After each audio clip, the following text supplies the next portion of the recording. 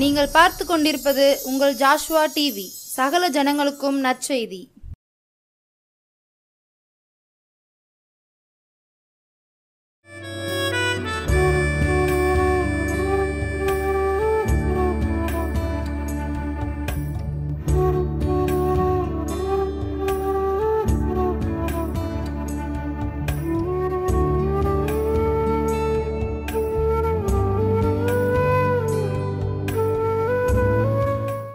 ஆண்டவரும் உலக இரட்சகருமாகிய நம்முடைய தேவாதி தேவன் இம்மட்டுமாக நமக்கு நல்ல சுகபல ஜீவன் தந்து இந்த மகிமையின் நேரம் மூலமாக உங்களோடு கூட ஆண்டவருடைய வார்த்தையை சொல்லும்படியாக நல்ல தருணத்தை தந்த தேவா தேவனுக்கு கோடான கோடி சோஸ்திரம். ஜோஸ்வா டிவி நேயர்கள் அனைவரையும் அன்புடன் வாழ்த்துகிறேன். உங்கள் அனைவருக்கும் சமாதானம் உண்டாவதாக, சந்தோஷமாக சுகமாய் வாழ்ந்து சுகித்திருப்பீர்களாக. இப்பொழுதும் கூட நாம் உலகத்தில் எத்தனையோ தேவன் இருக்கிறார் என்று கேள்விப்பட்டிருக்கிறோம். ஆனால் உண்மையான தேவன், வாக்கு மாறாத தேவன், நன்மை செய்கிற தேவன், தீமையான காரியங்களை கூட நன்மையாக மாற்றுகிற தேவன், வல்லமையுள்ள தேவன், இன்று வரைக்கும் உயிரோடு இருக்கிறேன், நான் சதா காலமும் உங்களோடு கூட இருக்கிறேன் என்று சொன்ன தேவாதி தேவன் கர்த்தராகிய இயேசு கிறிஸ்து ஒருவர் மட்டுமே. நாம் எல்லாரும் பாக்கியவான்கள், பாக்கியவதிகள். ஏன்னா உயிருள்ள மெய்யான ஒரு தெய்வத்தை வணங்குகிற நாம் கொடுத்து வைத்தவர்கள். இந்த உலகத்திலே நாம் ஒன்றும் கொண்டு வந்ததில்லை, போகும் பொழுது ஒன்றும் கொண்டு போவதில்லை. ஆனாலும் நாம் பெற்றிருக்கிற தேவன் நம்மோடு கூட வாழ்கிறவராய், நம்மோடு கூட ஜீவிக்கிறவராய் இருக்கிறார். அப்படிப்பட்ட ஒரு வல்லமையான மகிமையான ஒரு வாழ்க்கையை நாம் பெற்றிருக்கிறோம் என்றால் ஆண்டவருக்கு நாம் நன்றி சொல்ல கடமைப்பட்டிருக்கிறோம். என்னென்று கேட்டால், இந்த உலகத்திலே அநேக காரியங்களை நாம் கண்ணாலே பார்க்கிறோம். அப்படி பார்க்கும் பொழுது உண்மையாகவே நாம் தேவனிடத்தில் கேட்கிறவைகளை நாம் பெற்றுக்கொள்கிறவர்களாக இருக்கிறோம். ஏன்னா அநேக பொருத்தனைகள் பார்த்தீங்களானால் எப்படி எப்படிலாமோ விக்கிரகங்களை வணங்குகிறவர்கள் அவங்க உயிரை கூட தியாகமாக கொடுக்கிறவர்கள் இருக்கிறாங்க. ஆனால் கொடுத்த புண்ணியம் இல்லை, எந்த பலனும் இல்லை. ஆனால் நம்முடைய தேவன் நம்முடைய இதயத்தை தான் கேட்கிறார், நம்முடைய இதயத்தில் வாசம் பண்ணுகிறவராக இருக்கிறார். நாம் தேவனுக்கு நம்முடைய இதயத்தை அர்ப்பணித்து உண்மையாக வாழ்ந்தோமானால் ஆண்டவர் உண்மையிலேயே நம்மை அளவுக்கு அதிகமாக வழி நடத்த வல்லவராக இருக்கிறார். இப்பொழுதும் கூட நான் உங்களிடத்திலே பேசும்படி தேவனுடைய வார்த்தைகளை கொடுக்கும்படியாக, என்ன ஆண்டவரே உம்முடைய மக்களுக்கு நான் சொல்ல, என்ன காரியங்களை பற்றி பேச என்று சொல்லும் பொழுது அவர் எனக்கு கொடுத்தது, நான் தீமையை நன்மையாக மாற்றுகிற தேவன். தீமையை நன்மையாக மாற்றுகிற தேவன் பற்றி நீங்கள் கேள்விப்பட்டிருக்கிறீங்களா? எப்படி அவர் தீமையை நன்மையாக மாற்றுவார்? நமக்கு ஒரு இக்கட்டான சூழ்நிலை, ஒரு கஷ்டத்தை நம்ம அனுபவிக்க போகிறோம் என்னும் பொழுது நம்முடைய தேவன் மட்டும்தான் அதை தடுத்து நிறுத்தி அந்த காரியத்திலிருந்து நம்மை விடுவிக்க முடியும், நன்மையாக மாற்ற முடியும். ஏன்னா என்னுடைய வாழ்க்கையிலலாம் 1983 வருடம் அந்த ஜீசஸ் லவ்ஸ் பள்ளியை ஆரம்பிக்கும்படியாக தேவன் அவர் என்னை இந்த ரெட்டியார்பட்டி கிராமத்தில் தேர்ந்தெடுத்திருக்கிறார். ஏன்னா எத்தனையோ பணக்காரர்கள், எத்தனையோ செல்வந்தர்கள் உள்ள இந்த கிராமத்தில் அற்பனும் தூசியும் குப்பையும் ஆகிய என்னை தெரிவு செய்தார் என்றால் அவருடைய அனாதி தீர்மானம். அவர் கொடுத்த பள்ளி, அவர் நடத்துகிற பள்ளி.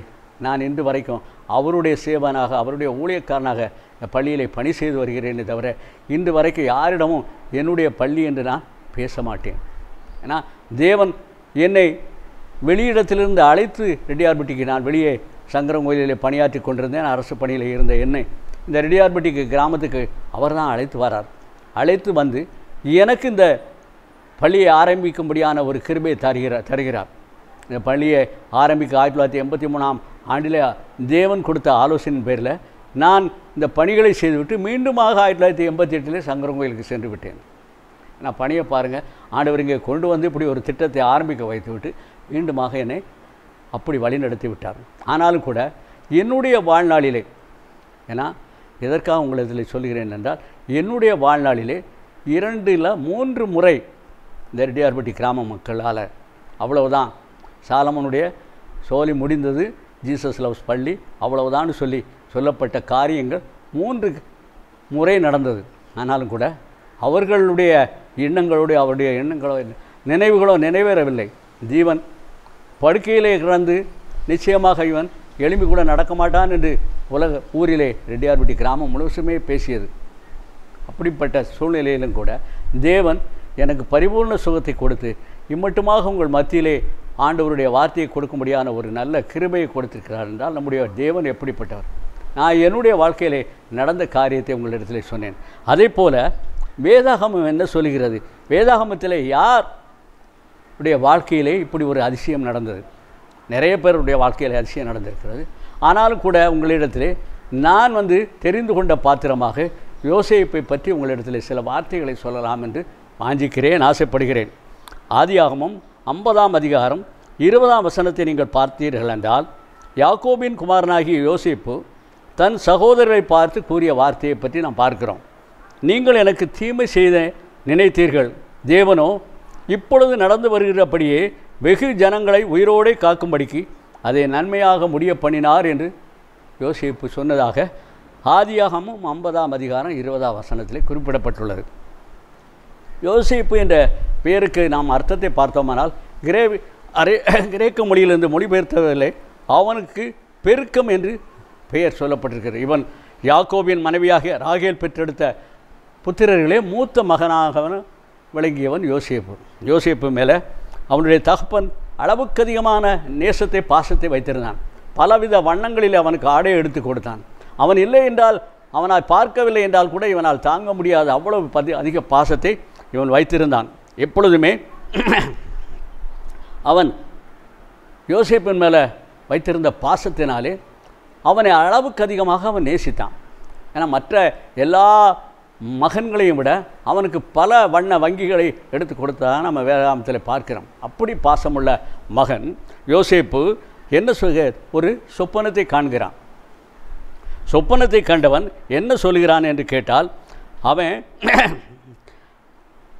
என்னை எல்லாரும் என்னோடு பிறந்த அனைவரும் என்னை வணங்குவார்கள் என்ற மாதிரி அவன் சொப்பனத்தை கண்டேன் என்று அவன் சொப்பனத்தை விளக்கமாக அவரிடத்தில் சொல்லும் பொழுது, ஏன்னா அரிக்கட்டுகள் அடிக்க வைக்கப்பட்டிருக்கு, அறையிலே ஒரே ஒரு அரிக்கட்டு மட்டும் சுற்றி வணங்கியது அப்படின்னு சொல்லும் பொழுது, இவனை அவனுடைய சகோதரர்கள் எல்லாரும் அவனை வணங்குவார்கள் என்ற மீது இவன் சொன்னான். அவன் யோசேப்பு யாக்கோபு யோசேப்பு எப்பொழுதுமே தன் பக்கமாக வைத்துக்கொள்வான், வெளியே அதிகமாக அனுப்ப மாட்டான், கூடவே வைத்திருந்தான். ஆனாலும் கூட அப்படி யோசேப்பு மேலே அவன் பாசம் வைத்திருந்தான். மற்ற சகோதரர்களுக்கு பெரிய பொறாமை. ஏன்னா இவனை எப்படியாவது கொன்றணும், இவனை தொலைச்சா தான் நமக்கெல்லாம் இந்த வீட்டில் ஒரு மரியாதை கிடைக்கும், ஒரு பாசம் கிடைக்கும். தகப்பன் யாக்கோபு அவனை மட்டும் இவ்வளோ நேசிக்கிறான், நம்மளை கண்டுகொள்ளவில்லை என்ற எண்ணம் மற்ற சகோதரரிடத்திலே வளர்ந்ததாக நாம் பார்க்கிறோம். ஒரு நாள் வனாந்திர வழியிலே ஆடுகளை மேய்த்து கொண்டிருக்கிற தன் சகோதரர்களுக்காக இவன் ஆகாரம் கொண்டு போகிறான். மத்தியான உணவை கையில் கொண்டுட்டு சகோதரர் ஆடு மேய்க்கிற இடத்துக்கு கொண்டு போகிறான். கொண்டு போகும்போது யோசேப்பு அவனுக்கு பல ஆலோசனைகளை சொல்லி அனுப்புகிறான். ஆனால் இவன் கொடுப்பதற்காக செல்லும் பொழுது அவனுடைய சகோதரர்கள் தூரத்தில் இவனை வருவதை பார்த்து விட்டு சொப்பனக்காரன் வருகிறான் என்று கிண்டலாக பேசுகிறார்கள். ஆனால் அப்பொழுது இவங்களாம் என்ன செய்கிறாங்கன்னு கேட்டால், இவனை கொன்றணும், கொன்றுட்டு தகப்பனத்தில் துஷ்டமான மிருகம் இவனை அடித்து போட்டது, அவன் ஆகாரம் கொண்டு வருகிற வழியிலே என்று சொல்லிவிட வேண்டும் என்று அவர்களெல்லாம் திட்டம் தீட்டுகிறார்கள். ஆனால் இதில் ரூபன் இதை மறுக்கிறான், செய்யக்கூடாது, அவனை கொல்லக்கூடாது, அவனை நம்ம உயிரோட சாயங்காலம் வரைக்கும் இருக்கணும், பார்த்துக்கிடுவோம், இப்போ நீங்கள் அவசரப்பட்டு எதுவும் செய்யக்கூடாதுன்னு சொல்லி ஒரு தடுதலை ஏற்படுத்துகிறான். அந்த மாதிரி இருக்கக்கூடிய சூழ்நிலையிலே அவங்க கூட பிறந்த சகோதரன் இன்னொரு சகோதரன் யூதாவின் ஆலோசனையின்படி அவன் அரேபிய வியாபாரிகளுக்கு விற்கப்படுகிறான். ஏன்னா அவர்கள் யோசேப்பின் எகிப்துக்கு கொண்டு செல்கிறாங்க. எகிப்து தேசம் முழுமைக்கும் அவன் பிற்காலத்தில் பார்த்தால் அதிகாரியாக உயர்த்தப்படுகிறான். அப்படிப்பட்ட ஒரு எகிப்து தேசத்திற்கு இவன் யூதாவால் இவன் சொன்ன ஆலோசனைப்படி விற்கப்பட்டு அவன் செல்கிறான். யோசேப்பின் காரிய சமார்த்தியத்தினாலும் நல்ல ஆலோசனையினாலும் உலகமெங்கும் ஏற்பட்ட பஞ்சம் எகிப்திலே ஏற்படவில்லை என்பதை நாம் பார்க்கிறோம். வேதாகமத்தில் பார்க்கும் பொழுது அவனுடைய சாமர்த்தியம், அவனுடைய ஆலோசனையினால் உலகம் முழுவதும் பஞ்சம் ஏற்பட்டாலும் கூட எகிப்து தேசத்திலே பஞ்சம் ஏற்படவில்லை. ஏன்னா இவர்கள் என்ன செய்கிறாங்க, அவங்க சகோதரர்லாம் ஒரு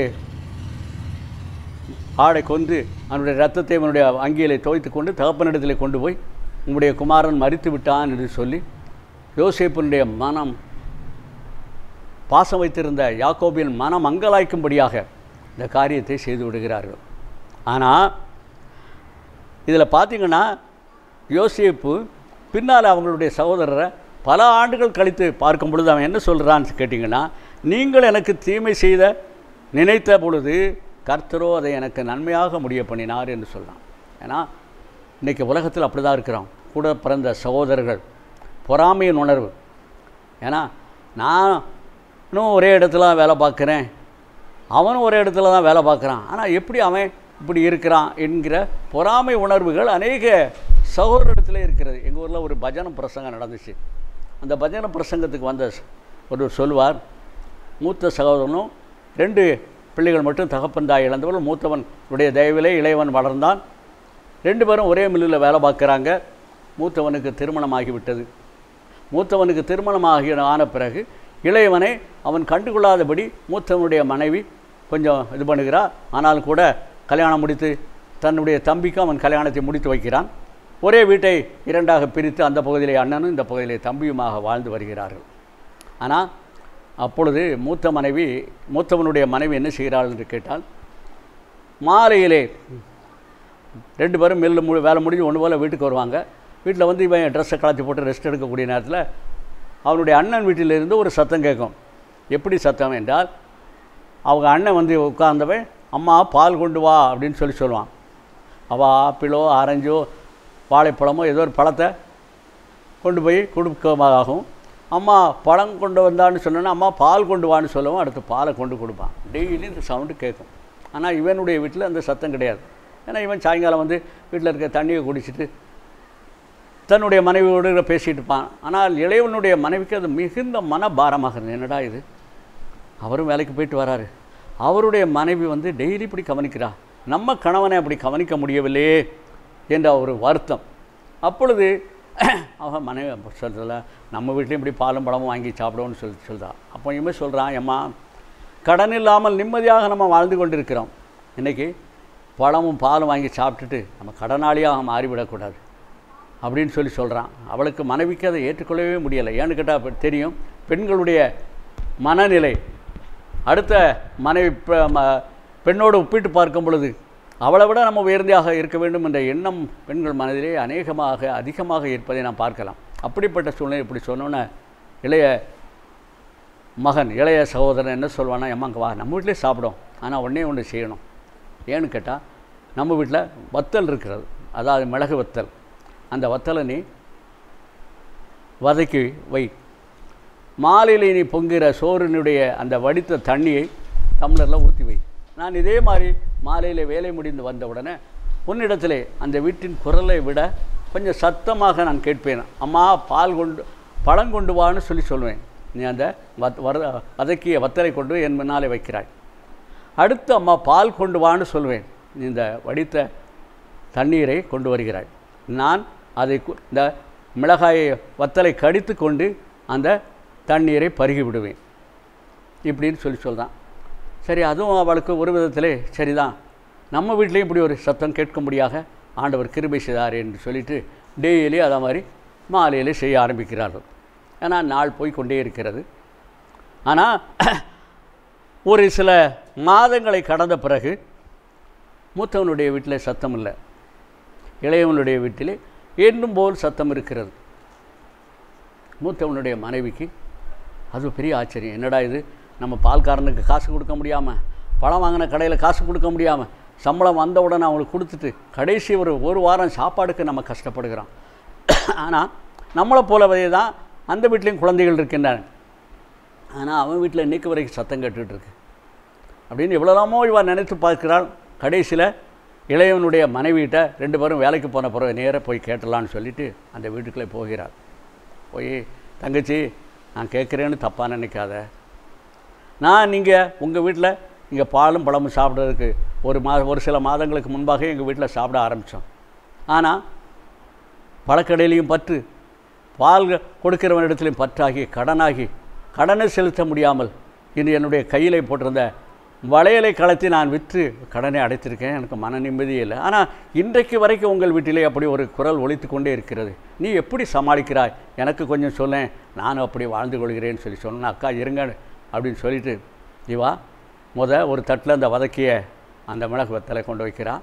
அடுத்து சோறு வெடித்த தண்ணியை கொண்டு வைக்கிறான். இதுதான் அக்கா எங்கள் வீட்டில் பாலும் பழமும், உங்கள் கொழுந்தனார் சாப்பிடுவது இந்த பாலும் பழத்தையும் தான். ஆனால் ஏன்னா உங்கள் வீட்டில் அப்படி குரல் கேட்கும் பொழுது என்னுடைய மனது நம்முடைய கணவனை கவனிக்க முடியவில்லையே என்று வருத்தப்பட்டேன். ஆனால் என்னுடைய கணவன் என்னுடைய மனநிலையை அறிந்து கொண்டு இப்படி பாலும் பழமும் தாமா போதும், உன்னுடைய மனதுக்கும் ஆறுதலாக இருக்கும் என்று சொன்னார் என்று சொல்லும் பொழுது அவள் கண்ணீர் வடித்து விட்டாள். ஏன்னா அன்றைக்கி உலகத்திலே பொறாமை உணர்வுகள் அதிகமாக இருப்பதனால வாழ்க்கையே இழந்து போகிற சூழ்நிலையில் இருக்கிறோம். இப்படி தான் யோசேப்பின் வாழ்க்கையிலையும் பாருங்கள், பொறாமை. அவனுடைய சகோதரர்களெல்லாம் தன்னுடைய தகப்பன் யாக்கோபினாலே இவன் வழிநடத்தப்படுகிறதே, இவனுடைய யாக்கோபுடைய அன்பு அதிகமாக யோசேப்பின் மேல் இருப்பதை கண்டு பொறாமை கொள்கிறாள். இதற்கு முடிவு கட்ட வேண்டும் என்ற எண்ணத்தில் தான் அவனை கொன்று போட்டுறணும் அப்படிங்கிற ஒரு முடிவுக்கு வருகிறாங்க. ஆனால் வேதாகமத்தில் பார்க்குறோம், ஆதியாகமம் 39ஆம் அதிகாரம் 1ஆம் வசனத்திலே யோசேப்பை அந்த வாங்கிய வியாபாரிகள் இஸ்மவேல் வியாபாரிகள் யோசேப்பை கொண்டுட்டு போகிறாங்க. அவங்ககிட்ட தான் விற்று போட்டாங்க, பணத்தை வாங்கிட்டு யோசேப்பு இறந்ததாக யாக்கோபின் இடத்துலையும் தகவல் சொல்லிவிட்டார்கள். ஆனால் யோசேப்பை எகிப்துக்கு அவங்க கொண்டு போகிறாங்க. போகும்போது பார்வோனுடைய பிரதானியும் தலையாரிகளுக்கு அதிபதியுமாகிய போர்த்திபா என்னும் எகிப்து தேசத்தான் எடுத்து இஸ்மவேல் அவன் விலைக்கு வாங்குகிறான். பாருங்கள், விற்றது இஸ்மவேல் வியாபாரிகிட்ட. அவங்க பார்வோனுடைய பிரதானியாகிய போர்த்திபார் இடத்துல விற்று போட்டார்கள்னு பார்க்குறோம். ஒரு கையிலேருந்து அடுத்த கைக்கு யோசேப்பு மாற்றப்பட்டான். ஏன்னா அந்த மாதிரி இருக்கக்கூடிய சூழ்நிலையிலே இவன் யோசேப்பு நிலைமையை நம்ம பார்த்தோம்னு சொன்னால் 20 வெள்ளிக்காசுக்கு யோசேப்பு விற்கப்பட்டான் என்று பார்க்கிறோம். அந்த விற்ற பிறகு அவன் காரிய சித்தி உள்ளவனாக இருந்தான் என்பதை வேதாகமம் சொல்லுகிறது. போர்த்திபார் அவனை தனக்கு ஊழியக்காரனும் தன் வீட்டுக்கு விசாரக்காரனுமாகி தனக்கு உண்டான எல்லாவற்றையும் அவனிடத்தில் ஒப்புவித்தான் என்று பார்க்கிறோம்.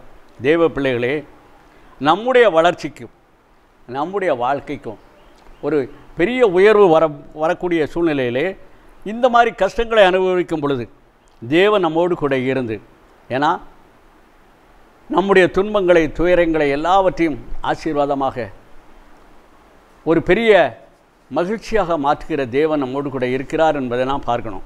ஏன்னா இந்த மாதிரி ஒரு சூழ்நிலை போர்த்திபார் இப்படி இருக்கக்கூடிய சூழ்நிலை முதல் அவனுக்கு சோதனை வந்து தன்னுடைய சகோதரர்களால் ஏற்பட்டது. அதற்கு பிறகு பார்த்திங்கன்னா போர்த்திபாரின் மனைவி யோசேப்பினுடைய அழகுக்கு ஆசைப்பட்டு அவள் யோசேப்பின் மேலே ஒரு பொல்லாத குற்றச்சாட்டை சாட்டுகிறாள். என்ன கேட்டால் அவனுடைய கையை பிடித்து இழுக்கும் பொழுது அவனுடைய அங்கவஸ்திரம் அதில் கீழே விழுந்து விடுகிறது. யோசேப்பு தப்பித்தோம் பிழைத்தோம் என்று ஓடி வருகிறான். ஆனால் அவனுடைய அந்த மேல் அங்கியை வைத்து கொண்டு என்னிடத்திலே அவன் மோசமாக நடந்து கொள்ள வந்தான், அவனுடைய அங்கி நான் கிடக்கிறது என்று சொல்லி காட்டின உடனே அவனுக்கு என்ன செய்கிறாங்கன்னு சொன்னால் அவனை ஜெயிலில் கொண்டு போடுறாங்க. ஏன்னா குற்றவாளியாக யோசேப்பு எப்படி முதல்ல குழியில் போடணும்னு நினச்சாங்களோ அதே போல் இப்போ ஜெயிலில் போடப்படுகிறான். ஆனால் ஜெயிலில் போடப்பட்ட பொழுது அங்கே இவனோடு கூட ஒரு அரேபிய மனுஷன் தண்டனை அனுபவிக்கிறான். அப்போ அவன் சொல்கிறான், நாங்கள் உண்மையிலே நாங்கள் செய்த தண்டனைக்காக நாங்கள் ஜெயிலில் இப்படி ஒரு இதை அனுபவிக்கிறோம், ஆனால் நீ ஒரு தண்டனையும் ஒரு குற்றமும் செய்யலை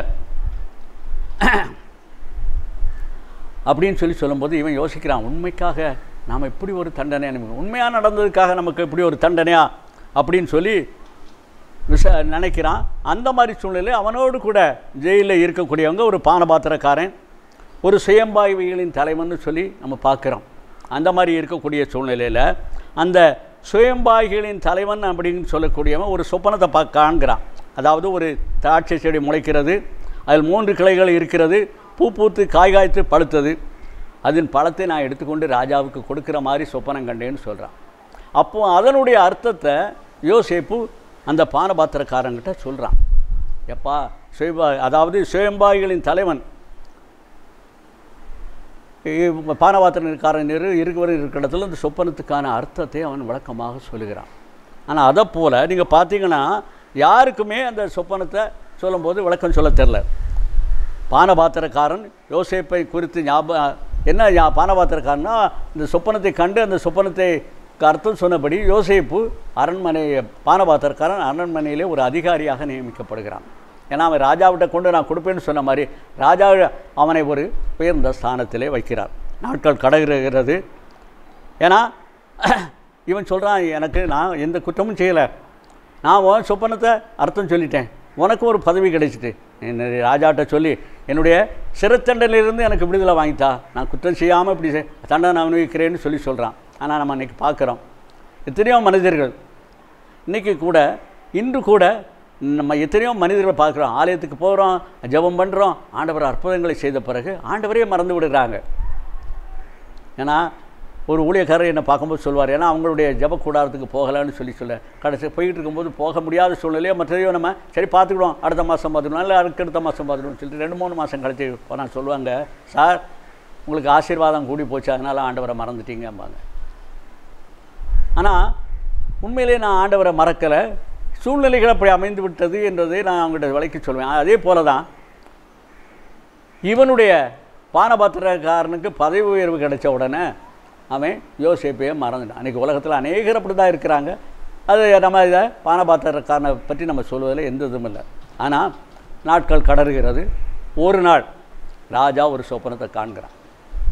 சொப்பனத்தை கண்ட உடனே ஒவ்வொருத்தராக மந்திரியை கூப்பிட்றான், பிரதானிகளை கூப்பிட்றான், ஒவ்வொருத்தரையாக கூப்பிட்டு நான் இப்படி ஒரு சொப்பனத்தை கண்டுட்டேன், இதற்கு அர்த்தம் சொல்லுங்கள் அப்படின்னு சொல்லி கேட்குறான். ஆனால் ஒருத்தராலையும் அர்த்தம் சொல்ல முடியவில்லை. அப்பொழுது தான் அந்த பானபாத்திரக்காரனுக்கு யோசேப்பினுடைய நினைப்பு வருகிறது. ஆமாம், அவன் இப்படி நம்ம கண்ட சொப்பனத்தை சொன்னான், அதே போல் நம்ம ஆசீர்வாதத்தை பெற்று இன்றைக்கு அதிகாரியாக நம்ம அரண்மனையில் இருக்கிறோமே, அந்த யோசேப்பை கூட்டிகிட்டு வந்தால் நம்ம அரசருக்கு அவன் நல்ல விளக்கத்தை சொல்வானேன்னு சொல்லி அரசர்கிட்ட சொல்லவும் யோசேப்பு அழைத்து வரப்படுகிறான். அழைத்து வரப்பட்டு அவனிடத்திலே அந்த அரசர் அவனுடைய சொப்பனத்தை சொல்லும் பொழுது இவன் அதற்கான விளக்கத்தை சரியாக சொல்லுகிறான். பாருங்க, எப்படி குழியிலே தள்ளப்பட்டவன் விற்கப்பட்டு வந்து முதல்ல குழியில் விழுதான், ரெண்டாவது சிறையில் தள்ளப்படுகிறான். ஆனாலும் கூட தீமையை நன்மையாக மாற்றுகிற தேவன் அவனோடு கூட இருந்தார் என்பது அவனுடைய சகோதரர்கள் கூட தெரியாத அளவிலே இவன் இந்த சொப்பனத்தை விளக்கத்தை சொன்ன பிறகு அரசனுக்கு அது சரியாக கண்டது என்று நாம் பார்க்கிறோம். யாரும் சொல்லாத ஒரு விளக்கத்தை இவன் சொல்லிட்டான், நமக்கு அது சரியாக இருக்குன்னு சொல்லி பண்ணோன்னா அவனை சிறையிலிருந்து விடுதலை பண்ணி அவனுக்கு சகல வல்லமை கொடுத்த அரண்மனையிலே அவன் தங்கும்படியாக அநேகர்களுக்கு அதிகாரியாக அவனுடைய அரண்மனை ஆலோசனைக்காரனாக அவனை நியமிக்கப்படுகிறான், உயர்த்தப்படுகிறான். அவன் கண்ட சொப்பனத்தின்படி நிறைவேறப்பட்டு அவனுடைய சகோதரர்களே இவனிடத்தை வந்து பார்க்கும்படியான ஒரு சூழ்நிலை வரும் பொழுது அவன் அவர்களை பார்த்து சொல்கிறான், நான் எந்த குற்றமும் செய்யலை, ஆனாலும் கூட தண்டனை அனுப்பிட்டேன். ஆனால் தீமையை நன்மையாக மாற்றுகிற தேவன் என்னோடு கூட இருந்ததினால் இன்றைக்கி உங்கள் மத்தியில் ஆண்டவர் என்னை இப்படி உயர்த்திருக்கிறார் என்று சொல்லும் பொழுது அவர்கள் எல்லாரும் பார்த்து ஆச்சரியப்படுகிறார்கள். யோசேப்பு அவர்கள் முன்னாலே கண்ணீர் விட்டதாக நாம் பார்க்கிறோம். உலகத்திலே அநேக காரியங்களை நாம் பார்க்கிறோம். நம்மை இழிவாக பேசுகிற மக்கள், இழிவாக பேசுகிற உடன் பிறந்தவர்கள், இப்படிப்பட்ட சூழ்நிலையிலே ஆண்டவர் மட்டும்தான் நம்முடைய வாழ்க்கையை, நம்முடைய எல்லா காரியங்கள், நம்முடைய படுகிற கஷ்டங்கள், வேதனைகள், துன்பங்கள், துக்கங்கள் எல்லாவற்றிலும் இருந்து நமக்கு ஒரு விடுதலை கொடுத்து நம்முடைய வாழ்க்கையை உயர்த்த, நம்முடைய வாழ்க்கையை மேம்படுத்த ஒரு வல்லமையுள்ள தேவன் நம்மோடு கூட இருக்கிறார். அப்படிப்பட்ட தேவனை நாம் பெற்றது ஒரு பெரிய சிலாக்கியம். நீங்களும் கூட இந்த காரியங்களை சிந்தித்து பாருங்கள். தீமையை நன்மையாக வென்று கொடுக்கிற, மாற்றி கொடுக்கிற தேவன் நம்மோடு கூட இருக்கிறார். அப்படிப்பட்ட தேவன் உங்களுக்கும் பல அதிசயமான ஆச்சரியமான காரியங்களை உங்கள் வாழ்க்கையிலே செய்வார். உங்களை அவனை அதிசயங்களை காண பண்ணுவேன் என்று சொன்ன தேவன் அற்புத அதிசயங்களை கண்டு நீங்கள் மனமகிழ்ச்சியோடு கூட வாழும்படியான ஒரு கிருபை செய்வார். பொறாமை நிறைந்த உலகத்திலே நீங்கள் யாருடைய பொறாமையை உங்களை அணுகாதபடி பாதுகாத்து உங்களை வல்லமையாய் நடத்துகிற ஒரு தேவாதி தேவன் உங்களுக்கு இருப்பதற்காக நன்றி சொல்லுவோம். இப்பொழுதும் கூட இப்படி ஒரு நல்ல வார்த்தை உங்களோடு கூட பகிர்ந்து கொள்ள தேவன் கொடுத்த இந்த பெரிதான கிருபைக்காக நன்றி. ஜெபம் பண்ணுவோம். அன்பின் பரலோக தகப்பனே, இந்த அருமையான வேலைக்காக நன்றியோடு கூட தெரிக்கிறோமப்பா. எத்தனை நன்மைகள் எங்களுக்கு செய்தீர், எப்படி நன்றி சொல்லுவோம்ப்பா. ஆண்டவரே, நீர் செய்த அதிசயங்கள் 1000 உண்டு, விவரிக்க முடியாதப்பா. அப்படிப்பட்ட சூழ்நிலை தீமையை நன்மையாக விழுகிற தேவாதி தேவனே, உம்மை பற்றி ஒரு சில வார்த்தைகளை உடைய பிள்ளைகளோடு கூட பகிர்ந்து கொள்ள முடியாத ஒரு கிருபையை கொடுத்தீர். ஆண்டவரே, இந்த வார்த்தையானது ஆண்டவரே கொடுக்கப்பட்ட இந்த ஒரு சிறிய வார்த்தையானது அநேகருக்கு பிரயோஜனமாக இருக்குது. அநேகருடைய பாதத்திலே வந்து உடைய நாமத்தை மகிமைப்படுத்தும்படியாக உண்மை உள்ளவனுக்கோ பரிபூர்ண ஆசீர்வாதம் கிடைக்கும் என்பதை அறிந்து கொண்டு அவள் வாழ்க்கையிலே உமக்கு பிரியமானவர்களாக வாழ ஆண்டவரே உம்மை வாஞ்சித்து உம்முடைய சமூகத்திலே என்றென்றும் ஆண்டவரே உம்மை தேவனாக ஏற்றுக்கொண்டு தீமையை நன்மையாக மாற்றுகிற தேவன் நீர் ஒருவர் தான் என்பதை அறிந்து வாழ கிருபை செய்யுங்க. ஆசீர்வதிங்க, பாதுகாத்துக் கொள்ளுங்க, பெரிய காரியங்களை செய்யுங்க. மீட்பெரிய மூல ஜெபங்களின் ஜீவனுள்ள நல்ல பிதாவே, ஆமென்.